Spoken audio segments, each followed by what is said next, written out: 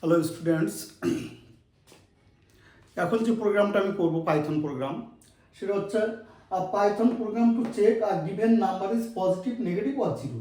একটা নাম্বার ইউজার দেবে, নাম্বারটা পজিটিভ নাকি নেগেটিভ কি জিরো, এটা আমাকে চেক করে দেখাতে হবে। এটা ছোট্ট এপেলস প্রোগ্রাম। তো এটা বেশিরভাগ ক্ষেত্রেই যে এই ধরনের কাজগুলো আমি কেন করছি, যারা নতুন পাইথনে তাদের জন্য খুব সুবিধার জন্য, তারা যাতে ছোটোখাটো জিনিসগুলো বুঝে নিতে পারে, যার কারণে পরবর্তীতে যখন আমি অ্যাডভান্স বা বড়ো বড়ো প্রোগ্রামগুলো করব, জটিল প্রোগ্রামগুলো করব, তাদের পক্ষে খুব সহজ হবে আগে যদি সিনট্যাক্সগুলো তারা ভালো করে বোঝে যে ইফটা কীভাবে কাজ করে। তো সেই জন্য আমি এত ছোটো ছোটো প্রোগ্রামগুলো তুলে ধরছি যাতে খুব সুবিধা হয় নতুনদের জন্য। তো এই প্রোগ্রামটা হচ্ছে পাইথন প্রোগ্রাম টু চেক আর given number is positive, negative আর জিরো। তো একটা নাম্বার আমরা নেব, নিয়ে নাম্বারটা আমরা পজিটিভ বলবো কখন, যদি জিরোর বড় হয় পজিটিভ, জিরোর থেকে ছোটো হলে সংখ্যাটা নেগেটিভ, আর যদি নেগেটিভ পজিটিভ কোনোটাই না হয় তাহলে নাম্বারটা ডেফিনেটলি জিরো। এই জন্য আমরা এটাকে প্রথমে কি করছি, আমরা একটা নাম্বার নেব। প্রথমে একটা ভেরিয়েবল আমি নাম্বার নিচ্ছি, নাম নামের একটা ভেরিয়েবলের মধ্যে নাম ইকুয়াল টু দিয়ে আমি নাম্বারটা ফ্লোট টাইপেরই নিচ্ছি, ফ্লোট ইনপুট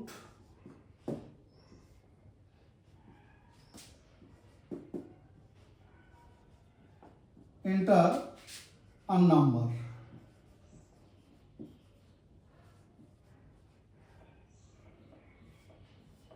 নাম্বারটা আমরা প্রথমে চেয়ে নিচ্ছি। তাহলে নাম নামের একটা ভেরিয়েবলের মধ্যে আমি প্রথমে কি বললাম যে এন্টার আর নাম্বার। নাম্বারটা আমরা ইন্টিজারও নিতে পারি, ফ্লোটও নিতে পারি, আমি ফ্লোট নিচ্ছি। এবার এই নাম নামের ভেরিয়েবলটাকে আমরা চেক করে দেখব এই নাম্বারটা, নাম নামের মধ্যে যে ভেরিয়েবল এই নাম্বারটা দেওয়া হয়েছে এই ভেরিয়েবলটার আন্ডারে, সেই নাম্বারটা নেগেটিভ না পজিটিভ নাকি জিরো সেটা আমরা চেক করব। তো কন্ডিশন দিচ্ছি ইফ নাম গ্রেটার দেন জিরো, নাম যদি জিরোর বড় হয় তাহলে আমরা কি বলতে পারি, এই নাম্বারটা নিশ্চিতভাবে পজিটিভ নাম্বার।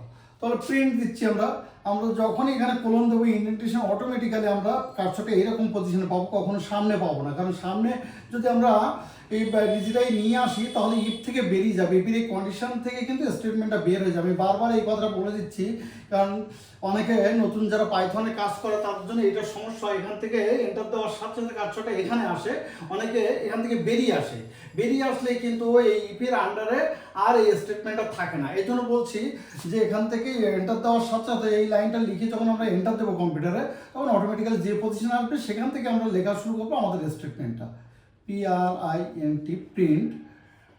প্রিন্ট আমি নাম্বারটা দেখাবো, তাহলে আমি নাম্বারটা দেখানোর জন্য আমি ফরম্যাট লিখে এফ দিয়ে আমি কি বলবো, এর ভিতরে নাম্বারটা দিয়ে দিলাম, নাম। তাহলে নাম ইজ পজিটিভ, নাম ইজ পজিটিভ। তাহলে যে নাম্বারটা দিয়েছে এটা যদি জিরোর বড় হয় তাহলে আমরা বলে দিতে পারি যে নাম ইজ পজিটিভ, এই সংখ্যাটা পজিটিভ নাম্বার।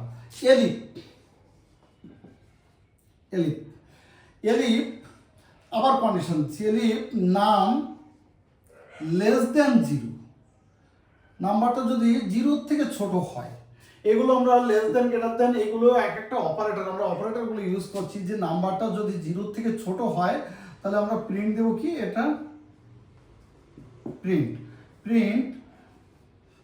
সেকেন্ড ব্র্যাকেটের মধ্যে আমি এখানে কোটেশন শুরু করেছি, নাম কথাটা বলবো, নাম ইজ নেগেটিভ, নাম্বারটা নেগেটিভ, এটা আমরা বলবো।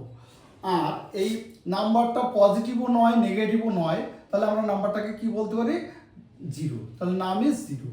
আমরা এলস দিয়ে যদি এই দুটো কন্ডিশন কোনোটাই সত্যি না হয় তাহলে এলস দিয়ে আমরা কি লিখবো, প্রিন্ট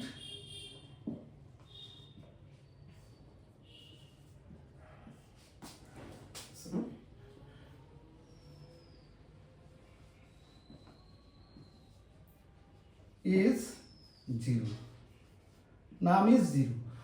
এই হচ্ছে একটা ছোট প্রোগ্রাম যেটাতে আমরা কি করলাম, যে একটা নাম্বার আমরা ইউজারের কাছ থেকে নিয়েছি, নাম্বারটা পজিটিভ কি নেগেটিভ অথবা জিরো এটা চেক করার জন্য ছোট একটা প্রোগ্রাম করেছি আমরা, যেটা খুব ইজি, নতুনদের জন্য খুব সহজে এই ধরনের কাজগুলো কন্ডিশনগুলো দিয়ে কী হবে আমরা একটা ছোটোখাটো প্রোগ্রাম করতে পারি বা চেক করতে পারি।